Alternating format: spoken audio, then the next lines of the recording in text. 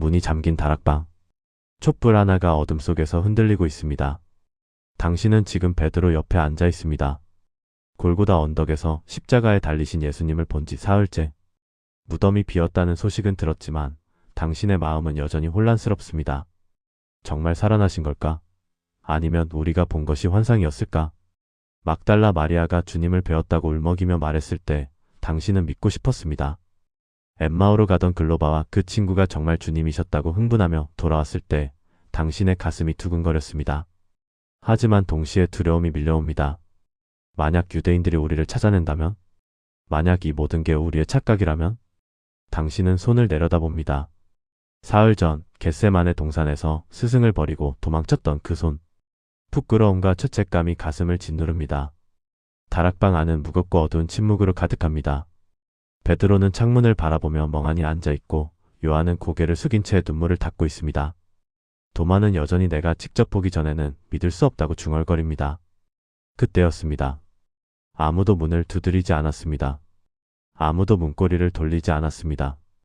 그런데 갑자기 그분이 그 자리에 서 계십니다. 너희에게 평강이 있을지어다. 당신의 심장이 멈춘 것 같습니다. 온몸에 소름이 돋습니다. 이게 꿈인가 현실인가? 당신은 옆에 베드로를 쳐다봅니다. 베드로도 입을 벌린 채 놀라서 떨고 있습니다. 유령이다. 그 생각이 머릿속을 스쳐 지나갑니다. 사랑하는 성도 여러분, 오늘 우리는 바로 이 장면, 누가복음 24장 36절부터 53절까지의 말씀을 함께 나누려고 합니다. 이 본문은 단순히 2000년 전에 일어난 역사적 사건이 아닙니다. 이것은 지금 이 순간 의심과 두려움 속에 있는 우리에게 주시는 하나님의 생생한 메시지입니다. 제자들은 부활하신 예수님을 직접 보고도 유령이라고 생각하며 떨었습니다. 하지만 이 본문 마지막을 보십시오. 이들은 큰 기쁨으로 돌아가 항상 성전에서 하나님을 찬송합니다. 도대체 무슨 일이 일어난 걸까요? 오늘 우리는 의심하는 제자들이 어떻게 담대한 증인으로 변화되었는지 그 5가지 비밀을 발견하게 될 것입니다. 그리고 이 5가지 비밀은 지금 이 순간 여러분의 신앙을 의심에서 확신으로, 두려움에서 기쁨으로, 숨김에서 담대함으로 변화시킬 것입니다. 함께 말씀 속으로 들어가 보시겠습니까? 본문 말씀 누가복음 24장 36절 53절 개역 개정. 이 말을 할 때 예수께서 친히 그들 가운데 서서 이르시되 너희에게 평강이 있을지어다 하시니 그들이 놀라고 무서워하여 그 보는 것을 영으로 생각하는지라. 예수께서 이르시되 어찌하여 두려워하며 어찌하여 마음에 의심이 일어나느냐. 내 손과 발을 보고 나인 줄 알라. 또 나를 만져보라. 영은 살과 뼈가 없으되 너희 보는 바와 같이 나는 있느니라. 이 말씀을 하시고 손과 발을 보이시나. 그들이 너무 기쁘고 신기하게 여겨 아직도 믿지 못하고 있는지라. 이르시되 여기 무슨 먹을 것이 있느냐 하시니 이에 구운 물고기 한 토막을 들이매 받으사 그 앞에서 잡수시더라. 또 이르시되 내가 너희와 함께 있을 때 너희에게 말한 바 곧 모세의 율법과 선지자의 글과 시편의 나를 가리켜 기록된 모든 것이 이루어져야 하리라 한 말이 이것이니라 하시고 이에 그들의 마음을 열어 성경을 깨닫게 하시고 또 이르시되 이같이 그리스도가 고난을 받고 제3일에 죽은 자 가운데서 살아날 것과 또 그의 이름으로 죄사함을 받게 하는 회개가 예루살렘에서 시작하여 모든 족속에게 전파될 것이 기록되었으니 너희는 이 모든 일의 증인이라. 볼지어다 내가 내 아버지께서 약속하신 것을 너희에게 보내리니 너희는 위로부터 능력으로 입혀질 때까지 이 성에 머물라 하시니라. 예수께서 그들을 데리고 베다니 앞까지 나가사 손을 들어 그들에게 축복하시더니 축복하실 때 그들을 떠나 하늘로 올려지시니 그들이 그에게 경배하고 큰 기쁨으로 예루살렘에 돌아가 늘 성전에서 하나님을 찬송하니라. 여러분, 이 본문에서 가장 먼저 우리 눈에 들어오는 것이 무엇입니까? 제자들이 문을 잠그고 두려워 떨고 있을 때 예수님이 친히 찾아오셨다는 사실입니다. 36절을 다시 보십시오. 이 말을 할 때 예수께서 친히 그들 가운데 서서 이르시되 너희에게 평강이 있을지어다 하시니 친히 그들 가운데라는 표현을 주목해 보세요. 아무도 예수님을 부르지 않았습니다. 아무도 문을 열어드리지 않았습니다.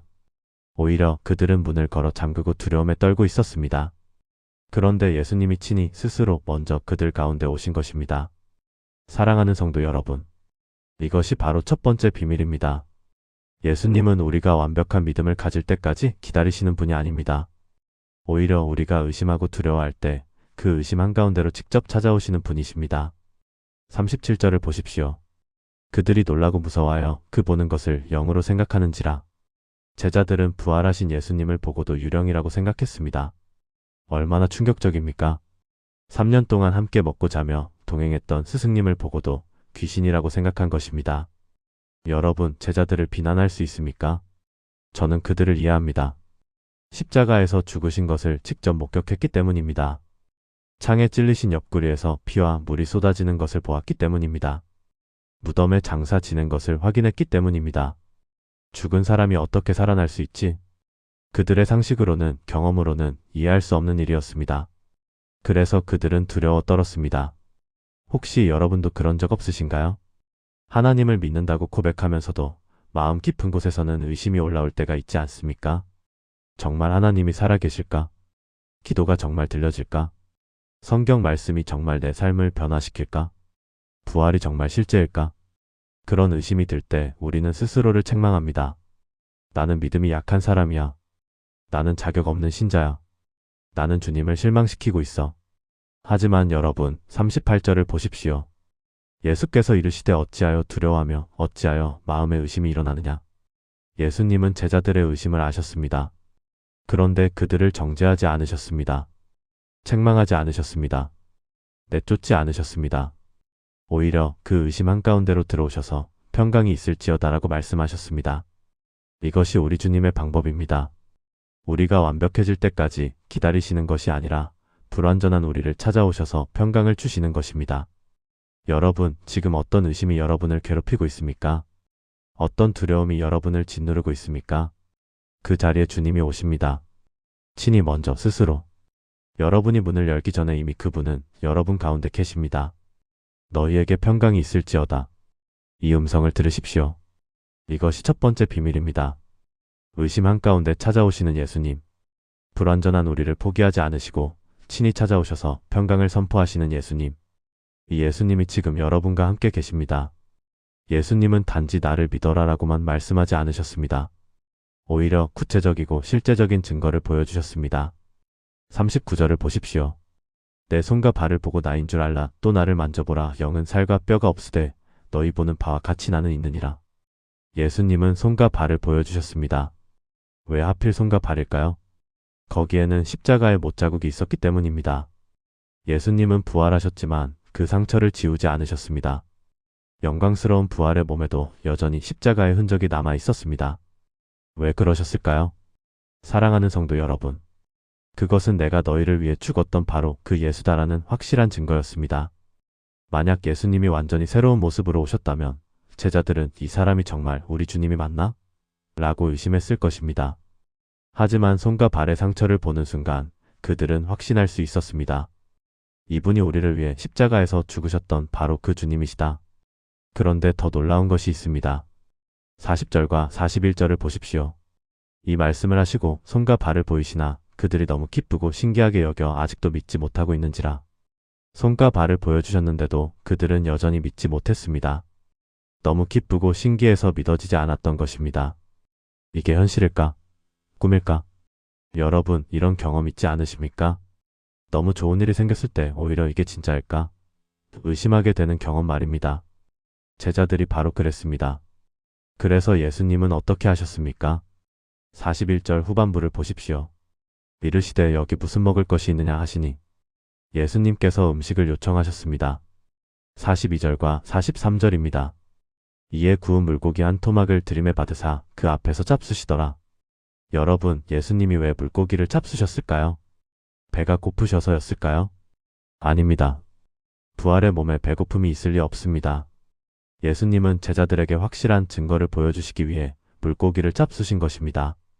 나는 유령이 아니다. 실제로 존재하는 몸을 가진 부활의 주님이다. 유령은 음식을 먹을 수 없습니다. 환상은 물고기를 집어들 수 없습니다. 하지만 예수님은 그들이 보는 앞에서 물고기를 잡수셨습니다. 씹으시고 삼키시는 모습을 보여주셨습니다. 사랑하는 성도 여러분, 이것이 두 번째 비밀입니다. 예수님은 우리의 의심을 책망하지 않으시고 오히려 구체적이고 실제적인 증거를 보여주십니다. 우리 신앙은 맹목적인 믿음이 아닙니다. 근거 없는 확신이 아닙니다. 예수님은 역사 속에서 실제로 십자가에 달리셨고 실제로 부활하셨고 실제로 제자들에게 나타나셨습니다. 손과 발의 상처는 역사적 사실입니다. 물고기를 잡수신 것은 목격된 사건입니다. 500명이 넘는 사람들이 부활하신 예수님을 동시에 목격했다고 고린도전서 15장은 증언합니다. 여러분, 혹시 믿음은 눈으로 보는 것이 아니야 라는 말에 속아 넘어가지 마십시오. 물론 믿음은 보이지 않는 것을 바라는 것입니다. 하지만 그 믿음은 역사적 사실 위에 세워진 것입니다. 예수님은 우리에게 맹목적으로 믿으라고 강요하지 않으십니다. 오히려 구체적인 증거를 보여주시고 이제 믿어도 되느니라고 말씀하십니다. 지금 여러분이 정말 예수님이 부활하셨을까? 의심한다면 그것은 잘못된 것이 아닙니다. 오히려 예수님은 그 의심에 답하기 위해 손과 발을 보여주시고 물고기를 잡수시는 것입니다. 역사는 증언합니다. 성경은 기록합니다. 수많은 증인들이 목숨을 걸고 외칩니다. 우리가 본 것을 증언하노니 예수님이 부활하셨습니다. 이 확실한 증거 위에 여러분의 믿음을 세우십시오. 이것이 두 번째 비밀입니다. 이제 세 번째 비밀입니다. 예수님은 단지 부활의 사실만 보여주시고 떠나지 않으셨습니다. 오히려 가장 중요한 것을 가르쳐 주셨습니다. 그것은 바로 성경입니다. 44절을 보십시오. 또 이르시되 내가 너희와 함께 있을 때에 너희에게 말한 바 곧 모세의 율법과 선지자의 글과 시편의 나를 가리켜 기록된 모든 것이 이루어져야 하리라 한 말이 이것이니라 하시고 예수님은 제자들에게 말씀하셨습니다. 내 부활은 갑자기 일어난 사건이 아니다. 이미 성경에 예언되어 있었던 것이다. 모세의 율법, 선지자의 글, 시편, 즉 구약 성경 전체가 예수님을 가리키고 있었다는 것입니다. 그런데 제자들은 그것을 몰랐습니다. 3년 동안 예수님과 함께 다니며 성경을 배웠지만 그들은 이해하지 못했습니다. 왜 그랬을까요? 45절을 보십시오. 이에 그들의 마음을 열어 성경을 깨닫게 하시고 마음을 열어라는 표현을 주목하십시오. 성경은 단지 머리로 이해하는 것이 아니라 마음이 열려야 깨달을 수 있는 것입니다. 그리고 그 마음을 여는 분은 바로 예수님이십니다. 사랑하는 성도 여러분, 혹시 성경을 읽어도 무슨 말인지 모르겠다고 느낀 적이 있으신가요? 말씀을 묵상해도 마음에 와닿지 않는다고 느낀 적이 있으신가요? 그것은 여러분의 지능이 부족해서가 아닙니다. 마음이 닫혀있기 때문입니다. 제자들도 그랬습니다. 그들은 성경을 달달 외우고 있었습니다. 하지만 예수님이 그 마음을 열어주시기 전까지는 깨닫지 못했습니다. 그런데 예수님이 마음을 열어주시자 모든 것이 명확해졌습니다. 아, 그래서 이사야 53장에 고난받는 종이 나온 것이구나. 아, 그래서 시편 22편에 내 하나님 어찌하여 나를 버리셨나이까라는 절규가 있었구나. 아, 그래서 요나가 3일 동안 물고기 뱃속에 있었던 것이구나. 모든 성경이 예수님을 가리키고 있었던 것입니다. 46절과 47절을 보십시오. 또 이르시되 이같이 그리스도가 고난을 받고 제3일에 죽은 자 가운데서 살아날 것과 또 그의 이름으로 죄사함을 받게 하는 회개가 예루살렘에서 시작하여 모든 족속에게 전파될 것이 기록되었으니 예수님은 성경을 세 가지로 요약하셨습니다. 첫째, 그리스도의 고난과 죽음. 둘째, 제3일의 부활. 셋째, 모든 족속에게 전파될 복음. 이것이 바로 성경의 핵심입니다. 성경은 단순한 도덕책이 아닙니다. 인생 지침서가 아닙니다. 성경은 예수 그리스도의 이야기입니다. 그분이 우리를 위해 고난받으시고 죽으시고 부활하셨다는 복음의 이야기입니다. 그리고 이 복음이 온 세상에 전파될 것이라는 약속의 이야기입니다. 사랑하는 성도 여러분, 이것이 세 번째 비밀입니다. 진정한 믿음은 성경 위에 세워집니다. 우리의 감정이 아니라 하나님의 말씀 위에 세워지는 것입니다. 오늘 아침에 기분이 좋으면 믿음이 생기고 저녁에 힘들면 믿음이 사라지는 것이 아닙니다. 변하지 않는 하나님의 말씀 위에 우리의 믿음을 세워야 합니다. 그래서 예수님은 부활하신 후 가장 먼저 성경을 가르쳐 주신 것입니다. 너희가 느끼는 것에 의지하지 말고 기록된 말씀에 의지하라. 혹시 지금 여러분의 믿음이 흔들리고 있습니까? 성경을 여십시오. 혹시 지금 여러분의 마음이 방황하고 있습니까? 말씀을 묵상하십시오. 그리고 기도하십시오. 주님, 제 마음을 열어주십시오. 성경을 깨닫게 하여 주십시오. 예수님은 지금도 여러분의 마음을 열어주십니다. 이것이 세 번째 비밀입니다. 이제 네 번째 비밀입니다. 예수님은 제자들에게 부활을 보여주시고 성경을 가르쳐 주신 후 가장 중요한 사명을 주셨습니다. 48절을 보십시오. 너희는 이 모든 일의 증인이라. 증인이라는 단어를 주목하십시오. 헬라어로 마르티스라고 하는데 이 단어가 나중에 순교자라는 의미로 발전합니다. 왜 그랬을까요? 증인이 된다는 것은 목숨을 걸고 진실을 말하는 것이기 때문입니다. 법정에서 증인은 자신이 본 것, 들은 것, 경험한 것을 사실대로 말해야 합니다. 거짓 증언을 하면 처벌받습니다. 마찬가지로 예수님의 증인이 된다는 것은 우리가 경험한 예수님을 사실대로 증언하는 것입니다. 그런데 여기서 중요한 것이 있습니다. 예수님은 너희는 증인이 되어라라고 명령하지 않으셨습니다. 너희는 이미 증인이라라고 선포하셨습니다. 무슨 차이가 있습니까? 명령은 우리가 노력해야 할 것을 말하지만 선포는 이미 된 정체성을 말합니다. 제자들은 이미 부활하신 예수님을 보았습니다. 이미 손과 발의 상처를 확인했습니다. 이미 물고기를 잡수시는 것을 목격했습니다. 이미 성경이 열렸습니다. 그들은 이미 증인이 된 것입니다. 이제 할 일은 단 하나. 자신이 본 것을 말하는 것뿐입니다. 사랑하는 성도 여러분, 이것이 네 번째 비밀입니다. 우리는 이미 예수님의 증인입니다. 여러분이 예수님을 경험했다면 여러분은 이미 증인입니다. 여러분이 예수님의 사랑을 느꼈다면 여러분은 이미 증인입니다. 여러분이 기도 응답을 받았다면 여러분은 이미 증인입니다. 여러분의 삶이 변화되었다면 여러분은 이미 증인입니다. 이제 할 일은 단 하나. 여러분이 경험한 예수님을 나누는 것입니다. 나는 자격이 없어. 나는 아직 믿음이 약해. 나는 성경을 잘 몰라. 그런 변명을 할 필요가 없습니다. 증인은 전문가가 아닙니다. 증인은 단지 자신이 본 것을 말하는 사람입니다. 법정에서 증인이 된 사람이 저는 법을 잘 몰라서 증언할 수 없습니다 라고 말할 수 있습니까? 아닙니다. 증인은 단지 제가 본 것은 이것입니다 라고 말하면 됩니다. 마찬가지입니다. 여러분이 예수님을 경험했다면 그것을 나누십시오. 예수님이 제 기도를 들어주셨습니다. 예수님이 제 마음을 위로해 주셨습니다. 예수님이 제 삶을 변화시켜 주셨습니다. 이것만으로 충분합니다. 여러분은 이미 증인입니다. 그런데 49절을 보십시오. 볼지어다 내가 내 아버지께서 약속하신 것을 너희에게 보내리니 너희는 위로부터 능력으로 입혀질 때까지 이 성에 머물라 하시니라. 예수님은 제자들에게 한 가지 더 약속하셨습니다. 아버지께서 약속하신 것이 무엇입니까? 바로 성령님입니다. 예수님은 제자들에게 너희 힘으로 증인이 되려고 하지 말라고 하셨습니다. 성령님이 오실 때까지 기다리라고 하셨습니다. 왜 그러셨을까요? 증인의 삶은 우리 힘으로 살 수 없기 때문입니다. 우리가 아무리 노력해도 우리의 능력으로는 담대히 복음을 전할 수 없습니다. 하지만 성령님이 오시면 위로부터 능력으로 입혀지면 우리는 담대히 증인의 삶을 살 수 있습니다. 사랑하는 성도 여러분, 여러분은 혼자가 아닙니다. 예수님은 여러분을 증인으로 세우시고 성령님을 보내셔서 능력을 입히십니다. 여러분이 할 일은 단지 순종하는 것입니다. 주님, 제가 증인으로 살겠습니다. 성령님의 능력을 부어주십시오. 이렇게 기도하는 순간 하나님은 여러분을 담대한 증인으로 세우십니다. 이것이 네 번째 비밀입니다. 이제 마지막 다섯 번째 비밀입니다. 50절과 51절을 보십시오. 예수께서 그들을 데리고 베다니 앞까지 나가사 손을 들어 그들에게 축복하시더니 축복하실 때 그들을 떠나 하늘로 올려지시니 예수님은 제자들을 축복하시고 하늘로 올라가셨습니다. 이것을 우리는 승천이라고 부릅니다. 그런데 여기서 놀라운 것이 있습니다. 52절을 보십시오.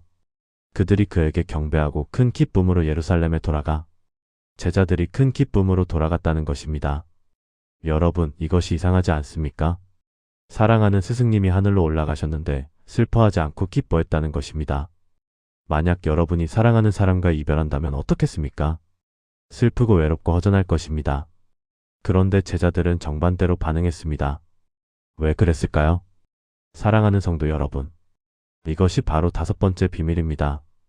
예수님은 떠나가시되 진정한 임재를 선물하셨기 때문입니다. 제자들은 이제 깨달았습니다.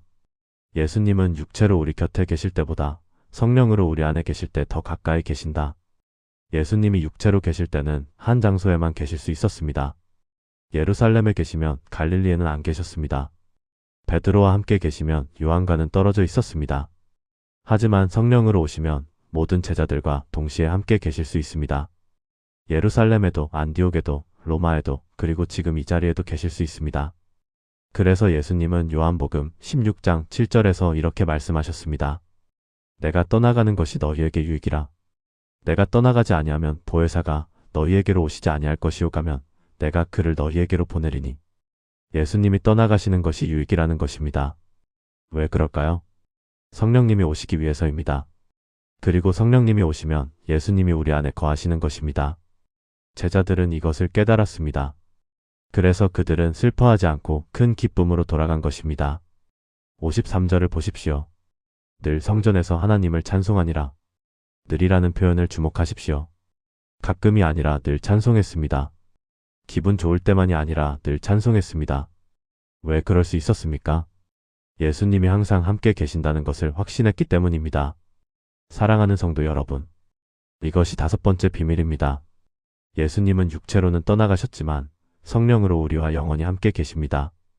여러분이 혼자라고 느낄 때 예수님은 여러분 안에 계십니다. 여러분이 외롭다고 느낄 때 예수님은 여러분 옆에 계십니다. 여러분이 두렵다고 느낄 때 예수님은 여러분을 지키고 계십니다. 그래서 우리는 늘 찬송할 수 있습니다. 환경이 좋아서가 아니라 예수님이 함께 계시기 때문입니다. 기분이 좋아서가 아니라 성령님이 내 안에 계시기 때문입니다. 문제가 해결되어서가 아니라 주님이 나를 붙드시기 때문입니다. 여러분, 지금 어떤 상황에 계십니까? 혼자인 것 같습니까? 외로운 것 같습니까? 버림받은 것 같습니까? 아닙니다. 예수님은 지금 이 순간에도 여러분과 함께 계십니다. 성령님이 여러분 안에 거하십니다. 이것을 믿으십시오. 이것을 고백하십시오. 주님, 당신이 나와 함께 계십니다. 나는 혼자가 아닙니다. 이 고백이 여러분의 입술에서 나오는 순간 큰 기쁨이 여러분의 마음에 넘칠 것입니다. 이것이 다섯 번째 비밀입니다. 사랑하는 성도 여러분, 오늘 우리는 누가복음 24장 36절부터 53절까지의 말씀을 통해 의심에서 확신으로 나아가는 다섯 가지 비밀을 발견했습니다. 첫째, 의심 한가운데 찾아오시는 예수님. 둘째, 실제를 증명하시는 예수님. 셋째, 성경을 열어주시는 예수님. 넷째, 증인으로 세우시는 예수님. 다섯째, 떠나가시되 기쁨을 주시는 예수님. 이 다섯 가지가 바로 제자들을 변화시킨 비밀입니다. 문을 걸어 잠그고 떨던 겁쟁이들이 온 세상을 향해 복음을 외치는 담대한 증인이 되었습니다. 유령이라고 의심하던 사람들이 죽음도 두려워하지 않는 순교자가 되었습니다. 슬픔으로 주저앉았던 사람들이 큰 기쁨으로 찬송하는 예배자가 되었습니다. 여러분은 어떻습니까? 지금 어떤 의심이 여러분을 괴롭히고 있습니까? 어떤 두려움이 여러분을 짓누르고 있습니까? 그 자리에 예수님이 오십니다. 친히 먼저 스스로 너희에게 평강이 있을지어다. 이 음성을 들으십시오. 그리고 손과 발의 상처를 보십시오. 내가 너희를 위해 죽고 부활한 바로 그 예수다.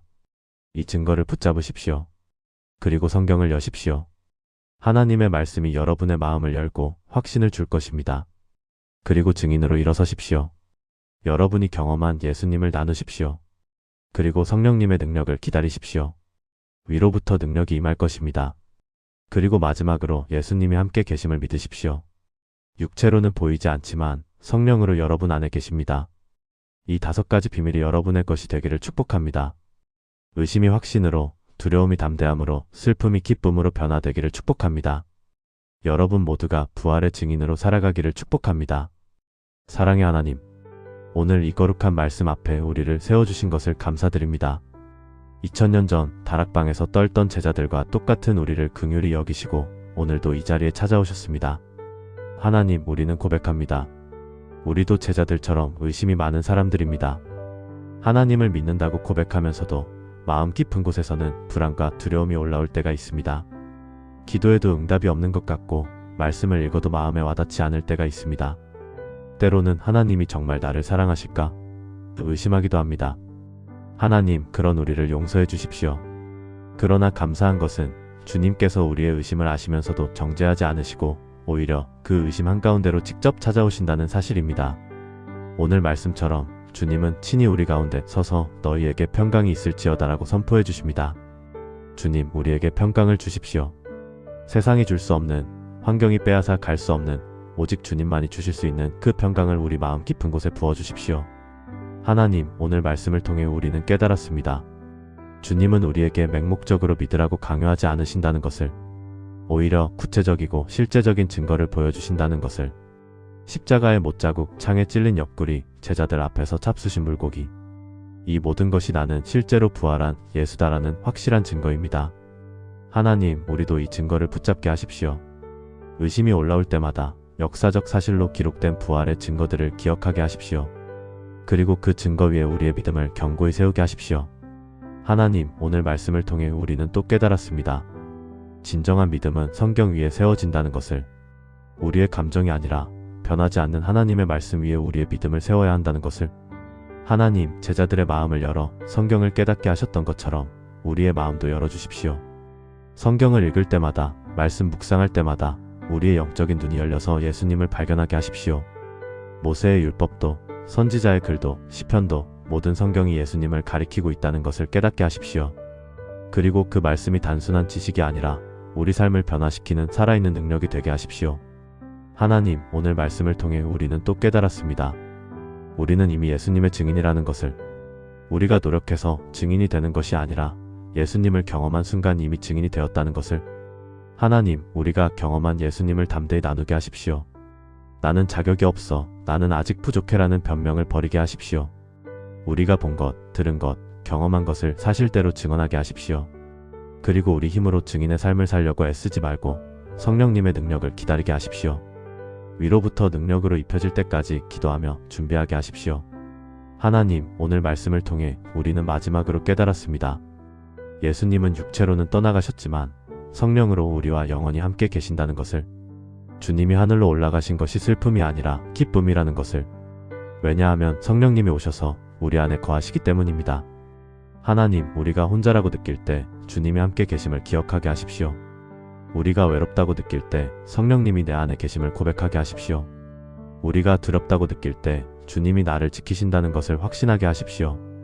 그래서 제자들처럼 늘 하나님을 찬송하는 삶을 살게 하십시오. 환경 때문이 아니라 주님이 함께 계시기 때문에, 기분 때문이 아니라 성령님이 내 안에 계시기 때문에, 문제가 해결되어서가 아니라 주님이 나를 붙드시기 때문에 늘 감사하고 늘 찬송하는 우리가 되게 하십시오. 하나님, 이 시간 특별히 기도합니다.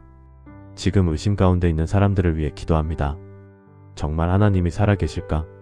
의심하는 사람이 있다면 오늘 말씀을 통해 확신을 얻게 하십시오. 내 기도가 정말 들려질까? 의심하는 사람이 있다면 주님의 약속을 붙잡게 하십시오. 내 인생에 정말 부활의 능력이 임할까? 의심하는 사람이 있다면 성령님의 능력을 체험하게 하십시오. 하나님, 이 시간 특별히 기도합니다. 지금 두려움 가운데 있는 사람들을 위해 기도합니다. 다락방의 문을 걸어 잠그고 떨던 제자들처럼 세상이 두렵고 미래가 불안한 사람이 있다면 오늘 주님이 친히 찾아가 주십시오. 너희에게 평강이 있을지어다라는 주님의 음성을 듣게 하십시오. 그 평강이 그들의 마음을 가득 채우게 하십시오. 하나님, 이 시간 특별히 기도합니다. 지금 슬픔 가운데 있는 사람들을 위해 기도합니다. 사랑하는 사람을 잃고 무너진 마음, 꿈이 깨지고 좌절한 마음, 관계가 깨지고 상처받은 마음, 그 모든 슬픔을 주님이 아십니다. 주님, 그들에게도 큰 기쁨을 주십시오. 제자들이 예수님의 승천을 보고도 슬퍼하지 않고 기뻐했던 것처럼 우리도 환경과 상관없이 주님 안에서 기쁨을 누리게 하십시오. 하나님, 이 시간 특별히 기도합니다. 지금 자격 없다고 느끼는 사람들을 위해 기도합니다. 나는 증인이 될 수 없어, 나는 아직 부족해라고 생각하는 사람이 있다면 오늘 말씀을 통해 깨닫게 하십시오. 우리가 완벽해서 증인이 되는 것이 아니라 예수님을 경험했기 때문에 증인이 되었다는 것을. 그들이 담대히 일어서서 자신의 이야기를 나누게 하십시오. 하나님, 이 시간 특별히 기도합니다. 이 말씀을 듣는 모든 사람이 오늘 변화되게 하십시오. 의심이 확신으로 변화되게 하십시오. 두려움이 담대함으로 변화되게 하십시오. 슬픔이 기쁨으로 변화되게 하십시오. 숨김이 증언으로 변화되게 하십시오. 그래서 우리 모두가 부활의 증인으로 살아가게 하십시오. 하나님, 이제 우리를 이 자리에서 세상으로 보내주십시오. 다락방의 문을 걸어 잠그고 있지 말고 세상으로 나가 복음을 전하게 하십시오. 유령이라고 의심하지 말고 부활의 확신을 가지고 담대히 나아가게 하십시오. 슬픔으로 주저앉지 말고 큰 기쁨으로 일어서서 하나님을 찬송하게 하십시오. 이 모든 말씀 부활하신 우리 주 예수 그리스도의 이름으로 기도드립니다. 아멘.